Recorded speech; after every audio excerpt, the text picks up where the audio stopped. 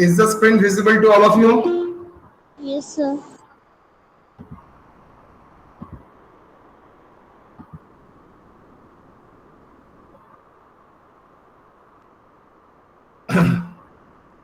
आज एक important class हम लोग करेंगे, बोल सकते हो डिपार्टमेंट अकाउंटिंग का जो स्पाइन है, जो इंपॉर्टेंट कॉन्सेप्ट है, वो आज का क्लास में डिस्कस होगा। ये कॉन्सेप्ट तुमको पूरा डिपार्टमेंट को कवर करने के लिए लगेगा। ऑनर्स के लिए it is an important concept because हर साल ही क्वेश्चन यहां से आता है, तो वो एरिया हम लोग कवर करने की कोशिश करेंगे। चलिए इसके ऊपर थोड़ा टिप्पणी करते हैं। मुझे ये बताइए, डिपार्टमेंट का मतलब है मेरा एज ए होल टोटल जो बिजनेस है उसको मैं 2-3 प्रॉफिट सेंटर में बांट के रखा हूं। जो 2-3 प्रॉफिट सेंटर है वही मेरा डिपार्टमेंट है। मैंने ये भी बताया था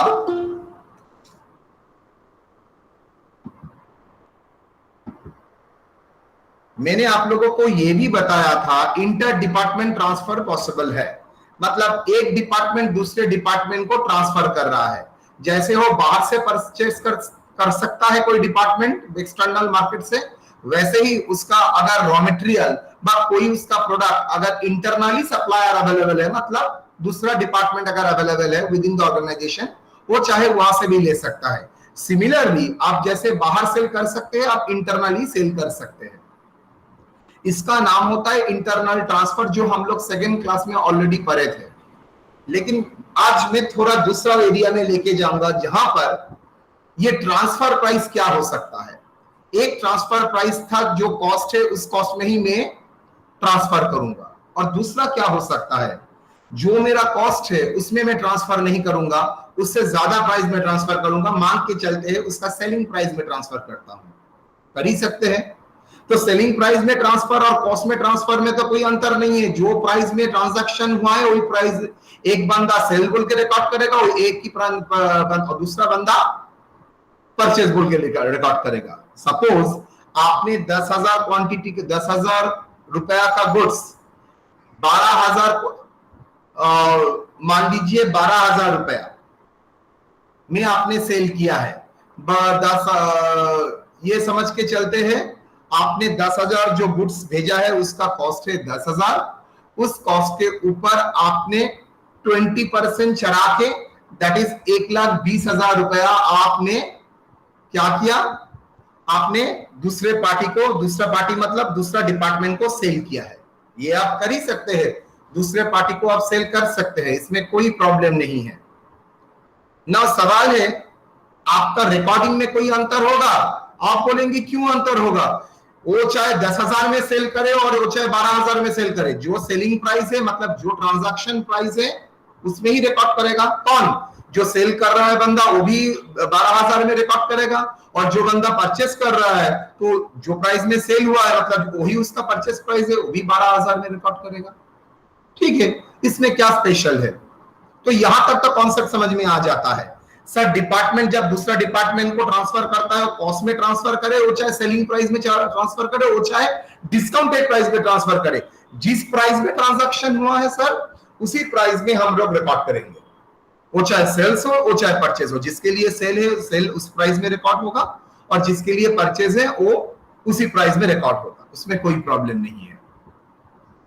लेकिन मान के चलो जो गुड्स आपने भेजा है 10,000 रुपया 12,000 रुपया, वो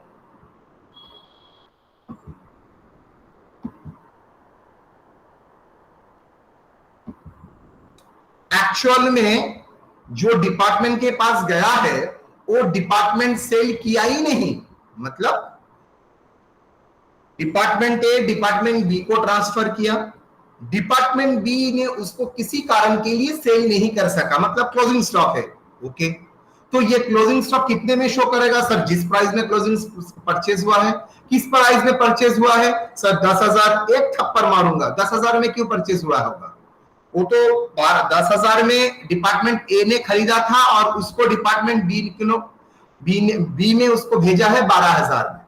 तो 10,000 का चीज अगर 12,000 है, इसका मतलब है ट्रांजैक्शन प्राइस उस टाइम कितना था? 12,000। हाँ हाँ हाँ सॉरी, तो 12,000 रुपया उसका क्या है? 12,000 रुपया उसका सेलिंग प्राइस है। डन। तो अगर 12,000 रुपया उसका सेलिंग प्राइस है, तो जो बंदा परचेस किया है उसमें भी 12,000 रहेगा। यस और नो? यस। जो बंदा परचेस किया है उसमें भी 12,000 रुपया रहेगा, तो उसका क्लोजिंग प्राइस स्टॉक में भी 12,000 रहेगा। Okay, no problem. अब सोच के देखो, है तो दो अलग अलग डिपार्टमेंट, लेकिन क्या ये नहीं हो रहा है, ट्रांजैक्शन हो रहा है विद इन द ऑर्गेनाइजेशन? मतलब एक हाथ से लेके दूसरे हाथ में माल सेल किया है। ये तो इंटरनल सेल हो गया, और इंटरनल सेल में जो प्रॉफिट है, वो प्रॉफिट अगर बाहर को आप अगर नहीं बेचते हो, तो वो आपका प्रॉफिट तो अनरियलाइज प्रॉफिट हो गया, because left hand right hand को थोड़ी ही प्रॉफिट में बेच के प्रॉफिट कर सकता है। मतलब इंटरनल क्लोजिंग स्टॉक में जो प्रॉफिट है, वो एक्चुअली क्या रियली प्रॉफिट, वो क्या एक्चुअली प्रॉफिट हुआ था डिपार्टमेंट ए का? नो, बिकॉज डिपार्टमेंट बी ने तो उसको बाहर बेचा ही नहीं। अगर बाहर बेच देते तो प्रॉफिट होता, यहां पर तो बाहर बेचा ही नहीं। अच्छा, तो ये सिचुएशन में ये प्रॉफिट को क्या बोलेंगे? सर, इंटर डिपार्टमेंटल प्रॉफिट अगर क्लोजिंग स्टॉक में रह जाता है, तो ये उसके लिए हो जाता है अनरियलाइज प्रॉफिट। तो ये अनरियलाइज प्रॉफिट को किसके पॉइंट ऑफ व्यू से अनरियलाइज, पहले सोचिए। डिपार्टमेंट ए के पॉइंट ऑफ व्यू से? नो, डिपार्टमेंट ए ने तो प्रॉपर्ली सेल ही किया था। डिपार्टमेंट बी का पॉइंट ऑफ व्यू से? नो, बिकॉज डिपार्टमेंट बी ने तो इतना पेमेंट करके परचेज भी किया था। तो किसके पॉइंट ऑफ व्यू से वो अनरियलाइज्ड है? सर, ये अनरियलाइज्ड है from the point of view of whom? From the point of view of the organisation as a whole. Because आपने लेफ्ट हैंड से राइट हैंड में ट्रांसफर किया है, और वो भी अनसोल्ड है। 10,000 का चीज आपने 12,000 बोल के रिकॉर्ड करके क्लोजिंग स्टॉक में दिखा रहे हैं, मतलब 2,000 ज्यादा दिखा रहे हैं, 2,000, वो तो अनसोल्ड है। तो ये तो प्रॉफिट अनरियलाइज्ड है। किसके पॉइंट ऑफ व्यू से अनरियलाइज्ड है? डिपार्टमेंट ए के पॉइंट ऑफ व्यू से? नो। डिपार्टमेंट बी के पॉइंट ऑफ व्यू से? नो। तो किसके पॉइंट ऑफ व्यू से अनरियलाइज्ड है? सर, ये अनरियलाइज्ड है हुज पॉइंट ऑफ व्यू? सोच के देखो। सर, ये अनरियलाइज्ड है organisation point of view. Left hand जब राइट हैंड को देता है, लेफ्ट हैंड के लिए तो सेल है और राइट हैंड के लिए परचेज भी है। अगर परचेज सेल नहीं हो सकता है तो क्लोजिंग स्टॉक है, इसमें कोई अंतर नहीं है, बिकॉज लेफ्ट तो इतना रिकॉर्ड कर रहा है और वाई भी उतना रिकॉर्ड कर रहा है, इसमें कोई प्रॉब्लम नहीं है। प्रॉब्लम किसके पॉइंट ऑफ व्यू से है? कंपनी के पॉइंट ऑफ व्यू से। जब कंपनी का ओवरऑल प्रॉफिट आएगा, तब तो क्लोजिंग स्टॉक में ऐसा कुछ गुड्स है जो इंटरनली प्रॉफिट करके बैठा है। मतलब क्लोजिंग स्टॉक में 2,000 रुपए इंटरनली प्रॉफिट करके क्रेडिट दिखा रहा है। That is called unrealise profit. हम लोगों को ये unrealise profit from the organisation point of view, ध्यान से सुनिए, ऑर्गेनाइजेशन पॉइंट ऑफ व्यू से मुझे एलिमिनेट करना है। तो हम लोगों का काम ही होगा ऑर्गेनाइजेशन पॉइंट ऑफ व्यू से अनरियलाइज प्रॉफिट एलिमिनेट करना। मतलब sir, one matter clear, department A में जैसे ट्रांजैक्शन चल रहा था वैसे ही चलेगा? यस। डिपार्टमेंट बी में जैसे ट्रांजैक्शन चल रहा था वैसे ही चलेगा? Yes. Now overall point of view से अगर मेरा अनसोल्ड है, क्या अनसोल्ड है? अगर मेरा ट्रांसफर गुड्स अनसोल्ड है, तब सर अनरियलाइज प्रॉफिट का सवाल आता है। वो अनरियलाइज प्रॉफिट को मेरा स्टॉक से एलिमिनेट करना पड़ेगा एज ए प्रोविजन। ओके, मतलब क्लोजिंग स्टॉक में अगर अनरियलाइज प्रॉफिट है तो प्रोविजन बोल के डेबिट करना पड़ेगा। सेम वे में सर, ओपनिंग स्टॉक में अगर प्रोविजन है जो लास्ट ईयर में, उसको भी प्रोविजन कैंसिल करने के लिए, बिकॉज वो तो इस ईयर में जरूरत नहीं है, उसको क्रेडिट करना पड़ेगा। तो हम लोग देखेंगे प्रोविजन क्रिएट करने का जर्नल और प्रोविजन कैंसिल करने का जर्नल। तो प्रोविजन क्रिएट करने का जर्नल आप लोग जानते ही है, पीएल अकाउंट से जाएगा, और प्रोविजन कैंसिल करने का मतलब है सर, हम लोग बैड डेट ओल्ड प्रोविजन जैसे कैंसिल करते हैं, सर पीएल अकाउंट में क्रेडिट साइड में दे देंगे, बिकॉज वो प्रोविजन और जरूरत नहीं है। सर, ये तभी सवाल आएगा अगर sir, important point to be noted, अगर ट्रांसफर गुड्स अनसोल्ड है। सर, अगर पूरा ही ट्रांसफर गुड्स अगर सेल कर दे देता है जिसको ट्रांसफर किया था, मैटर ओवर, कोई अनरियलाइज है ही नहीं, बिकॉज कोई स्टॉक ही नहीं है। स्टॉक होगा तो अनरियलाइज होगा, तो स्टॉक नहीं है तो अनरियलाइज कैसे होगा? पूरा ही तो थर्ड पार्टी को हम लोगों ने बेच दिया है।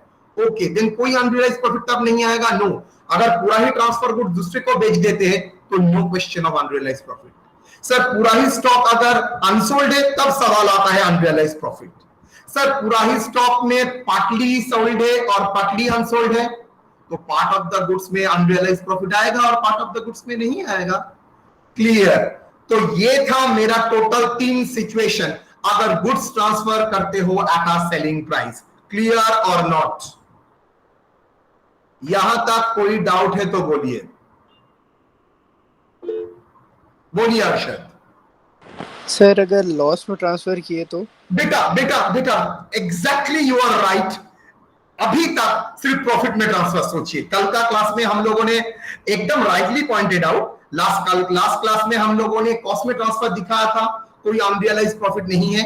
आज का क्लास में मैं अनरियलाइज प्रॉफिट, आज का क्लास में मैं प्रॉफिट में ट्रांसफर करूंगा, वो भी नॉर्मल प्रॉफिट, मतलब जो मार्केट प्राइस में मार्केट प्राइस होता है वही प्राइस में ट्रांसफर हुआ है, ना कि डिस्काउंटेड प्राइस, ना कि लॉस। वो मैं सब्सिक्वेंट क्लास में डिस्कस करूंगा। सेम ही कॉन्सेप्ट होगा, प्रॉफिट की जगह लॉस। जैसे अनरियलाइज प्रॉफिट नहीं कर सकते वैसे ही अनरियलाइज लॉस भी नहीं कर सकते, और रैदर ट्रांसफर करेगा ही भी क्यों? और लॉस में, डिस्काउंटेड में कर सकता है, लॉस में और ट्रांसफर नहीं करेगा। बोलो, यहां तक कोई डाउट? तो can I proceed? Yes, sir.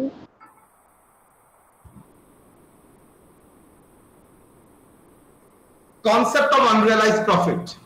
In case of internal transfer of goods at a profit, there may be a situation, हो सकता है, why हो सकता है, हो भी सकता है, नहीं भी हो सकता है, बिकॉज सर अगर ट्रांसफर गुड क्लोजिंग स्टॉक में अनसोल्ड है तभी तो अनरियलाइज प्रॉफिट होगा।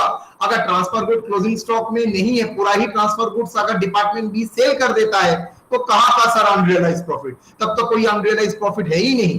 तो फर्स्ट पॉइंट, अनरियलाइज प्रॉफिट तभी होगा अगर इंटर डिपार्टमेंटल ट्रांसफर हो, नंबर 1। नंबर 2, तभी अनरियलाइज प्रॉफिट होगा अगर inter departmental transfer at profit में हो। Very good. Number 3 point, sir ये तभी अनरियलाइज सवाल आता है जब inter departmental transfer with a profit है एंड जो ट्रांसफर किया है, मतलब ट्रांसफर नहीं, ट्रांसफरी का क्लोजिंग स्टॉक में ये अनसोल्ड है। तो third case, third point to be important.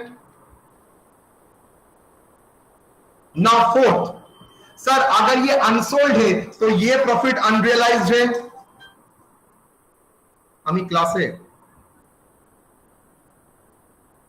तो ये प्रॉफिट अनरियलाइज्ड है, तो ये अनरियलाइज्ड प्रॉफिट को कैंसिल करना पड़ेगा। तो कैसे होगा, क्या होगा, देखते हैं। There may be a situation when such goods are remaining unsold in the hands of the transferee department in their stock. In such a situation, profit included in the transfer goods is unrealized from the point of view of organization as a whole. एक किसके point of view से unrealised है? 4 number point. First point क्या था? Transfer. Second point क्या था? At a selling price transfer. Third point क्या था? जिसको ट्रांसफर किया था, मतलब ट्रांसफरी, उस ट्रांसफरी के अकाउंट में क्या है? अनरियलाइज्ड प्रॉफिट है, अनसोल्ड स्टॉक है। 4 नंबर पॉइंट क्या बोल रहा था? दैट इज सर ये किसके पॉइंट ऑफ व्यू से अनरियलाइज्ड है? ए के पॉइंट ऑफ व्यू से भी नहीं, बी के पॉइंट ऑफ व्यू से भी नहीं, ये अनरियलाइज्ड है कंपनी एबी लिमिटेड के पॉइंट ऑफ व्यू से unrealised. In this connection we need to create provision for unrealised profit in general PL. मतलब आपको जनरल पीएल में प्रोविजन क्रिएट करना पड़ेगा। सिमिलरली ओपनिंग अगर प्रोविजन है उसको भी कैंसिल करना पड़ेगा। Why profit is unrealised? क्यों ये अनरियलाइज है? Because the profit generated within the organization and such, the profit generated within the organization on transfer of goods and such goods are not sold to outside, that's why are unrealized. ये हर point clear रहना चाहिए। What is unrealise? Because जो profit में transfer हुआ है जो goods के ऊपर, वो गुड्स बाहर बेचा नहीं गया, मतलब रियलाइज नहीं हुआ ultimately organisation point of view से। सो अगर रियलाइज नहीं हुआ है और इंटरनली ट्रांसफर है, उसमें अगर प्रॉफिट इंक्लूडेड है, तो ये प्रॉफिट तो दरअसल सर ये अनरियलाइज प्रॉफिट है। तो journal entry for provision for unrealise profit, sir opening provision है तो उसको कैसे क्रिएट करेंगे? आप लोग जानते हैं ये प्रोविजन क्रिएट करने का journal entry PL account debit to provision for bad debt. Sir यहां पर प्रोविजन फॉर बैड डेट कहां से आएगा यार? मतलब मैंने प्रोविजन फॉर बैड डेट का एग्जांपल आपके सामने रखा to identify that it is the provision, या you are creating the provision for that. So general PL account debit to provision for stock and stock reserve. Now in case of opening stock, what in case of opening stock means अगर opening stock में अगर provision है तो उसको क्या करेंगे? Provision को cancel करेंगे। कैसे प्रोविजन को कैंसिल करते हैं? जो प्रोविजन हम लोग ने लास्ट ईयर में क्रिएट किया था उसको कैंसिल करने के लिए प्रोविजन इज द लायबिलिटी मैंने पढ़ाया था, तो उसको डेबिट कर दीजिए प्रोविजन फॉर स्टॉक और stock reserve account debit to general PL. तो करंट ईयर के लिए पीएल को डेबिट करेंगे और लास्ट ईयर में अगर कोई प्रोविजन है, मतलब ओपनिंग स्टॉक में अगर प्रोविजन है, तो नेक्स्ट ईयर में उसको कैंसिल करना पड़ता है। ओके ना? सवाल है सर ये तो आपने आराम से बोल दिया है प्रोविजन करना पड़ेगा एक्सेट्रा एक्सेट्रा, लेकिन सर मेरा एक सवाल है, ये प्रोविजन को अमाउंट कैलकुलेट कैसे करेंगे? देखते हैं। तो ये 3 स्टेप प्रोसेस है। First, calculation and normal GP percentage on transfer department on transfer goods. ये सिंपल केस बोला था। सिंपल केस मतलब goods transfer act, goods transferred at normal selling price।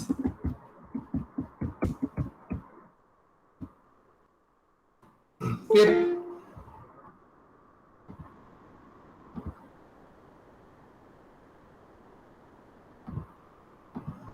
Step 1, calculate the normal GP percentage of transfer department of transfer goods।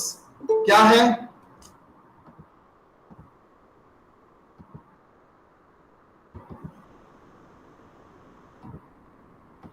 First GP percentage calculate करो। किसका GP percentage? जिसने transfer किया है उसका कौन सा जीपी परसेंटेज में नॉर्मली गुड सेल करता है। कैसे होगा calculation? Sir gross profit by total sales, that is GP profit calculation. GP percentage means profit on sales. कौन सा profit? Gross profit on total sales into 100। Step 2, calculation of transfer goods in the closing stock of transfer department. Transfer department का जो closing stock है ये तो necessary नहीं है सब गुड्स इंटरनली परचेस किया है, हो सकता है कुछ गुड्स एक्सटर्नली परचेस किया करता है और कुछ गुड्स इंटरनली परचेस करता है। तो जाहिर सी बात है क्लोजिंग स्टॉक में भी कुछ गुड्स एक्सटर्नल होगा, कुछ गुड्स इंटरनल होगा। तो अनरियलाइज्ड प्रॉफिट किस में रहता है? एक्सटर्नल परचेस से ना इंटरनल परचेस से? सर इंटरनल परचेस से।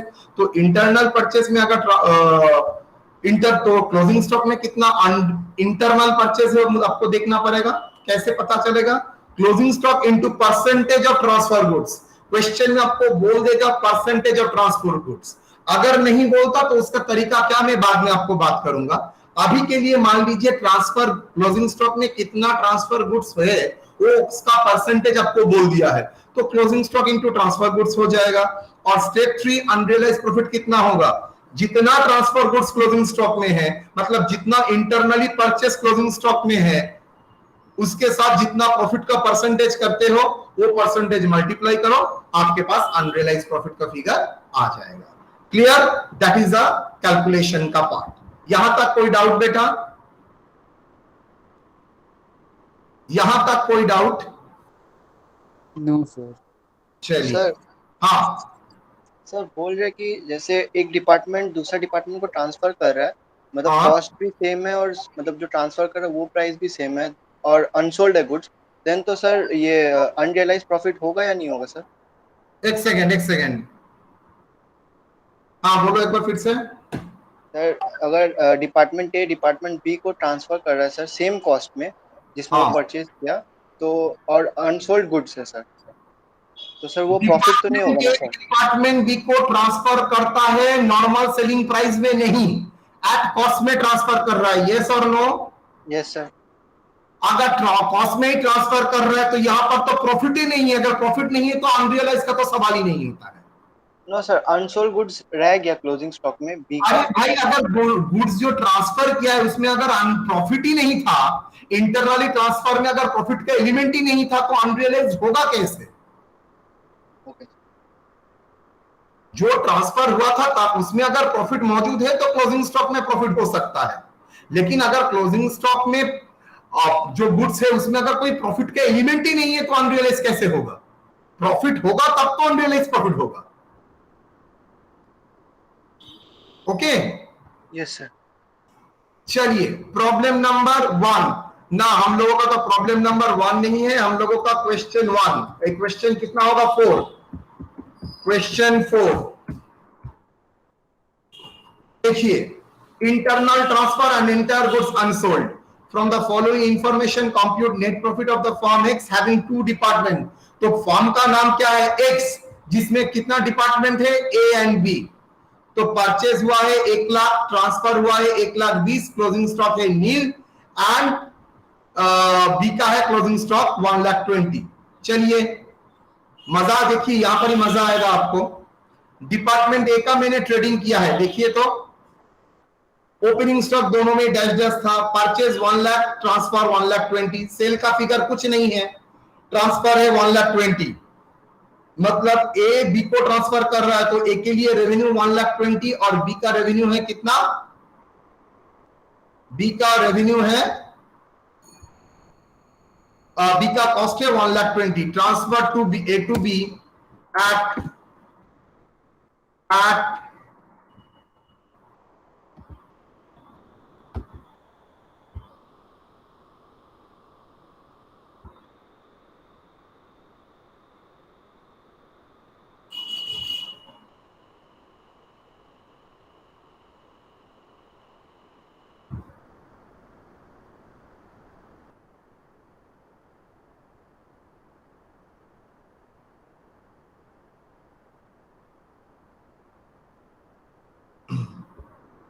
सर ये कौन सा प्राइस में ट्रांसफर है? देखो कुछ बोला नहीं है तो मैं मान के चलता हूं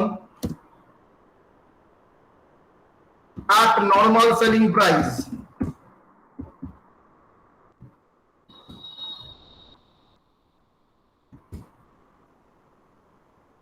पर यहां पर कुछ नहीं बोला है तो हम लोग उसको मानते हैं कुछ नहीं है।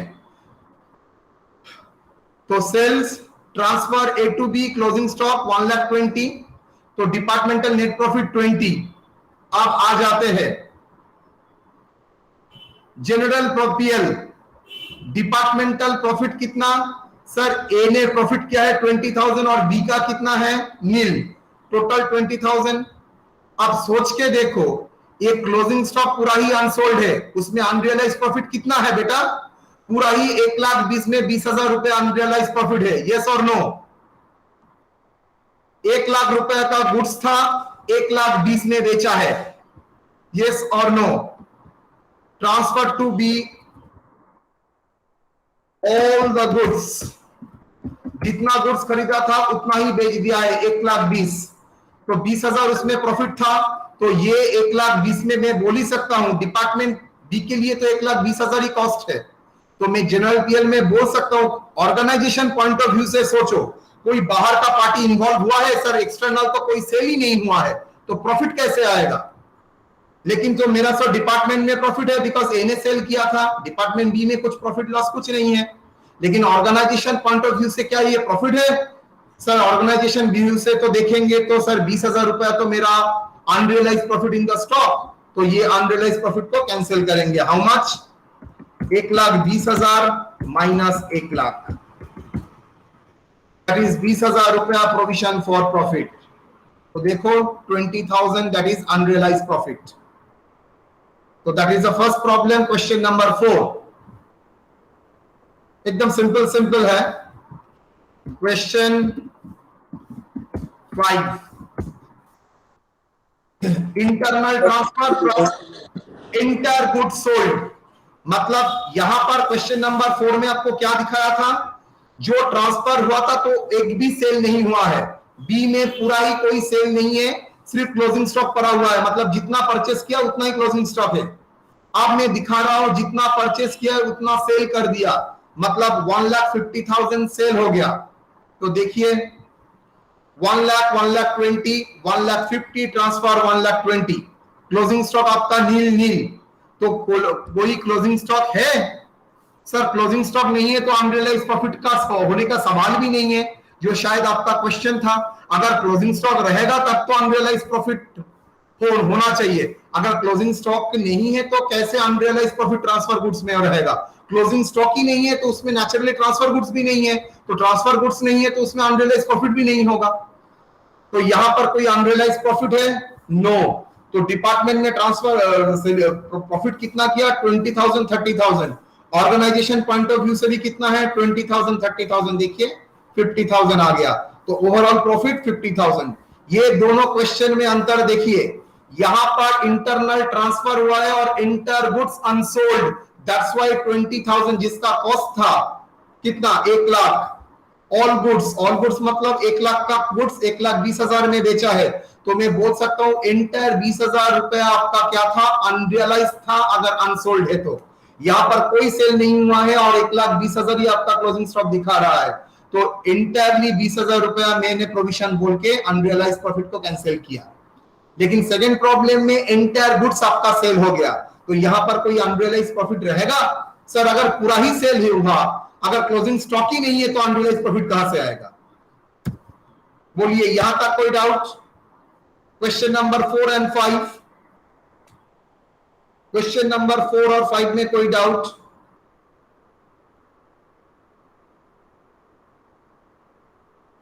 चलिए question number 6,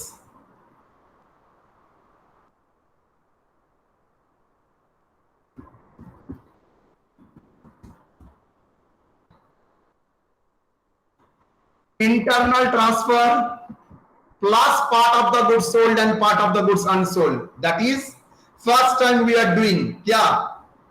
Internal goods sold, part of the goods sold, part of the goods unsold। इसका मतलब है पहला कराया था जहां पर पूरा ही अनसोल्ड है, नेक्स्ट वाला कराया है जहां पर पूरा ही सेल है, ये थर्ड वाला सिचुएशन जहां पर part of the goods sold and part of the goods unsold. Purchase 1,20,000, 1 lakh, transfer goods 1,20,000, sales 70,000, closing stock 80,000। अच्छा, तो मतलब पार्टली सेल हुआ है और पार्टली अनसोल्ड है, तो अनसोल्ड में अनरियलाइज प्रॉफिट होना चाहिए। तो चलिए देखते हैं। अच्छा, कॉमन सेंस अप्रोच में बोलिए तो क्या बी एक्सटर्नल परचेस करता है? क्वेश्चन ध्यान से देखिए, मुझे बताइए क्या बी एक्सटर्नली परचेस करता है? यस और नो? ना पूरा ही इंटरनल परचेस करता है? पूरा एक्सटर्नल है सर। पूरा एक्सटर्नल है? देख के बोलो तो, बी का Yes, कोई sir. एक्सटर्नल है? यस और नो? Yes sir. ध्यान से देखो,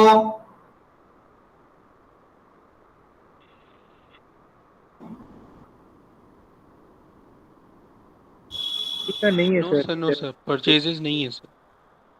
परचेजेस नहीं है सर।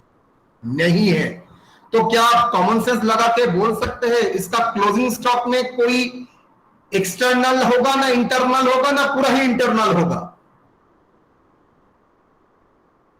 पूरा इंटरनल हो गया सर। बी में जो 80,000 है उसमें क्या एक्सटर्नल गुड्स का स्टॉक रहेगा? ना इंटरनल गुड्स का स्टॉक रहेगा, ना पार्टली इंटरनल पार्टली एक्सटर्नल रहेगा? सर सिर्फ इंटरनल रहेगा। सर पूरा ही इंटरनल रहेगा। कॉमन सेंस लगाइए के बोलिए तो इस 80,000 इंटरनल किसका है? ए का है। ए ने इसको ट्रांसफर किया था, यस और नो? बी को एट ए प्रॉफिट में, यस और नो? यस। तो मुझे ये बताइए 80,000 में कितना प्रॉफिट है? सर 20%। कैसे आया?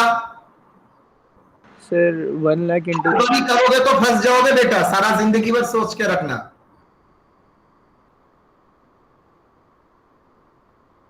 सर 1,00,000 का रुपया 20,000 प्रॉफिट करता है, यस और नो? तो मैं इनडायरेक्टली बोल सकता हूं 20,000 प्रॉफिट ऑन 1,20,000, यस और नो? Yes sir. तो 80,000 में कितना होगा? 20 बाई 1,20,000 डिवाइडेड बाई 80 इंटू 80। चलिए देखते हैं सर ये अनरियलाइज प्रॉफिट किसके पॉइंट ऑफ व्यू से है? ए और बी के पॉइंट ऑफ व्यू से नहीं है, बिकॉज ए एंड बी में कोई प्रॉब्लम है ही नहीं, उसके लिए प्रॉफिट 20 एंड 30। आपको देखना पड़ेगा ऑर्गेनाइजेशन व्यू से पॉइंट ऑफ प्रॉफिट कितना है। तो चलिए यहां पर अनरियलाइज प्रॉफिट का calculation, workings, calculation of unrealized profit in the stock of B. Step 1, GP percentage on sales by department A. Department A कौन सा जीपी परसेंटेज में सेल करता है बेटा?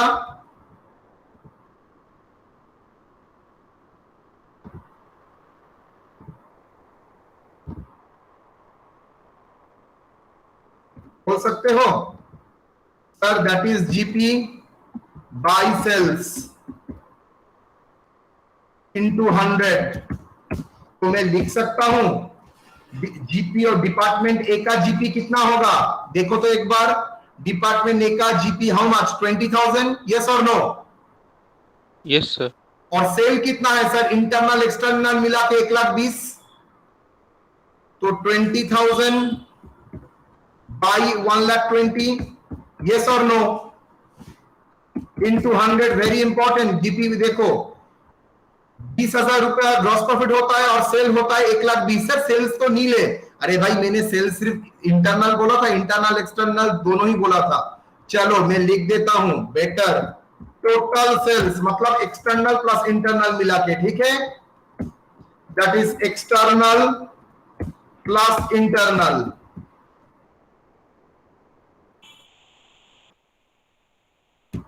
ओके, तो कितना आता है? 16.67%। Step 2, transfer goods in the stock of department B. कितना होगा सर? पूरा ही जो स्टॉक है पूरा ही ट्रांसफर गुड्स है, मतलब 80,000। Y? as he purchased entirely from department A। मतलब पूरा ही परचेज डिपार्टमेंट कहां से किया है बेटा? As department B entirely purchase from A. तो पूरा ही ट्रांसफर गुड्स है, यस और no? Step 3, unrealized profit equal to क्या है? Stock into GP percentage, that is equal to sir 80,000 into 16.67%, that is equal to how much? 13,333, yes or no? So you have to create a provision 30,000. The provision to be created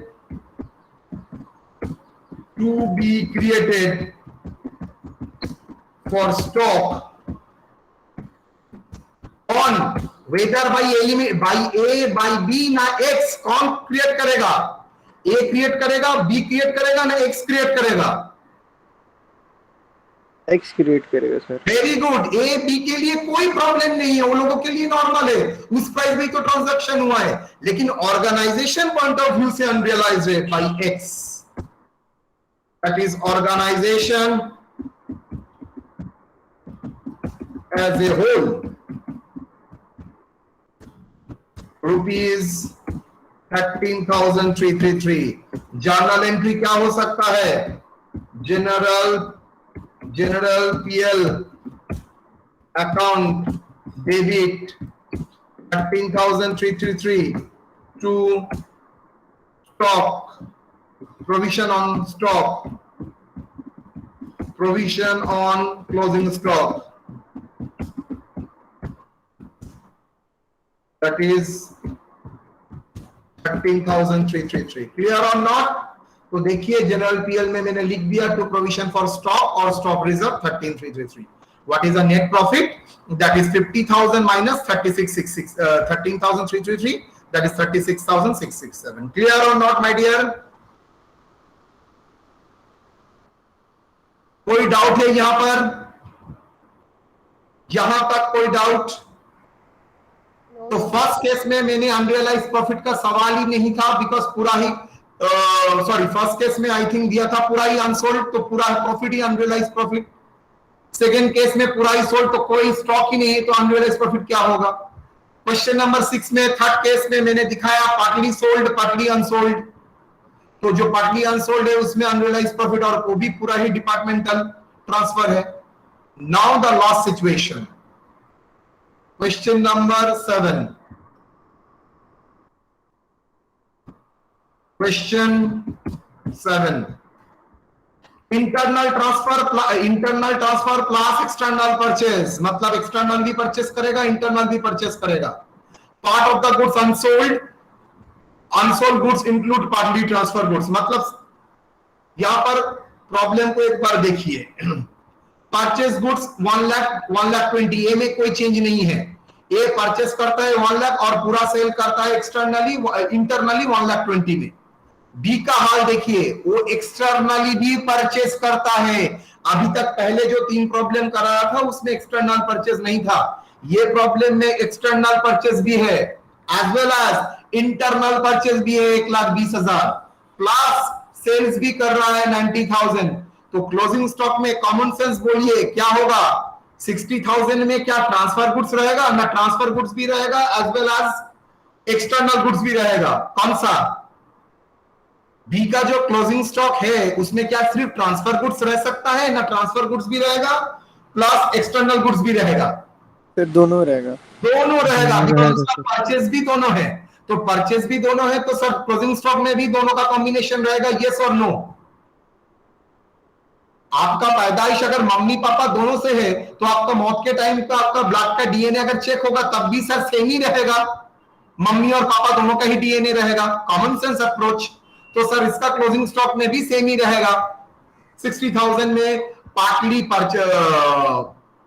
transfer goods भी रहेगा और partly external भी रहेगा। Clear और not? Yes sir. चलो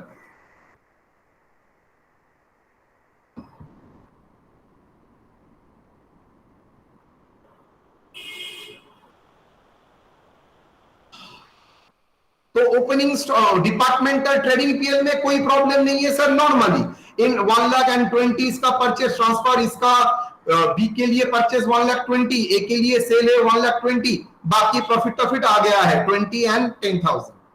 now unrealise profit को calculate करो, तो कैसे होगा अनरियलाइज प्रॉफिट को कैलकुलेशन? अनरियलाइज प्रॉफिट का कैलकुलेशन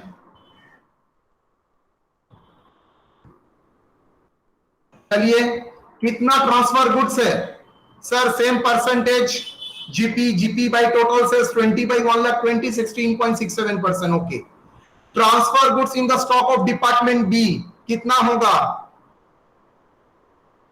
सर? यहां पर परसेंटेज तो बोल दिया है, मतलब कितना ट्रांसफर गुड्स है सर? 60,000 जो ट्रांसफर गुड्स था उसमें 80% ट्रांसफर गुड्स है, मतलब क्लोजिंग स्टॉक 60,000 के भीतर 20% external goods and 80% transfer goods. मतलब मम्मी का डीएनए पर 20%, पापा का डीएनए 80%। तो 60,000 इंटू 80% कितना आता है बोलो? 48,000। तो अनरियलाइज प्रॉफिट कितना होगा sir? 48,000 into 80% into 16.67%। How much? बोलो।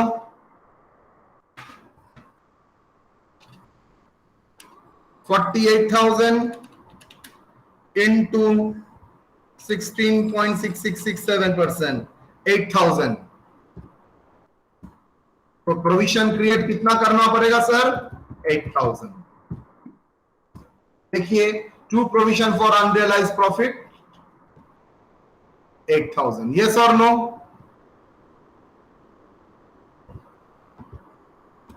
टोटल 30,000,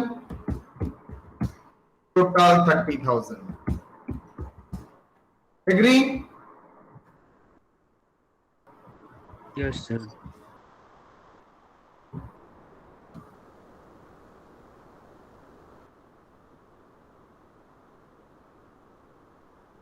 यहां तक कोई डाउट? तो धीरे धीरे आप लोग घर में जब पढ़ेंगे, पहले मेंटली लीजिए सर, पहले अनरियलाइज्ड प्रॉफिट का कॉन्सेप्ट दिमाग में लेंगे जो स्टोरी आपने बताया था।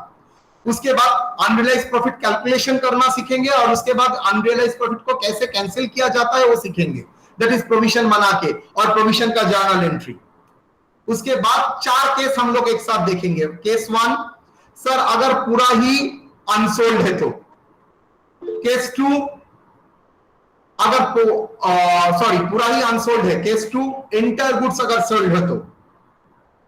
Case 3, partly sold and partly unsold. Condition is that internal department B जो परचेस करता है वो पूरा ही इंटरनली, कोई एक्सटर्नली परचेस नहीं है। डैश दे के लिख सकते हैं, no external purchase. Last case हम लोगों ने क्या किया सर? यहां पर इंटरनल परचेज भी है, एक्सटर्नल परचेज भी है। तो कितना परसेंटेज इंटरनल एक्सटर्नल? 80% बोल दिया है। क्लियर और नॉट? Yes sir, clear. एक चीज चाहे तो मैं एक बार दिखा सकता हूं, मुझे लगता है आप लोगों का दिमाग में हो सकता है बहुत का है। सर यहां पर 20,000 प्रॉफिट कैसे आया देखते हैं। टीपी परसेंटेज सर यहां पर भी 16.67%। ट्रांसफर गुड्स टू बी पूरा ही 1,20,000। यस और नो? पूरा ही 1,20,000 क्लोजिंग स्टॉक था बी का फर्स्ट। तो अनरियलाइज्ड प्रॉफिट कितना होगा? 1,20,000, दैट इज 20,000। आई थिंक ये आपके लिए ठीक रहेगा। तो सब सेम फॉर्मेट में आया, दैट इज 20,000। यहां पर भी 2020।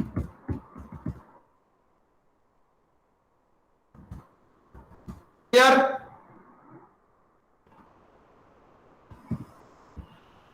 चलिए, यहां पर भी तो सवाल नहीं होता था, यहां पर तो दिखा दिया।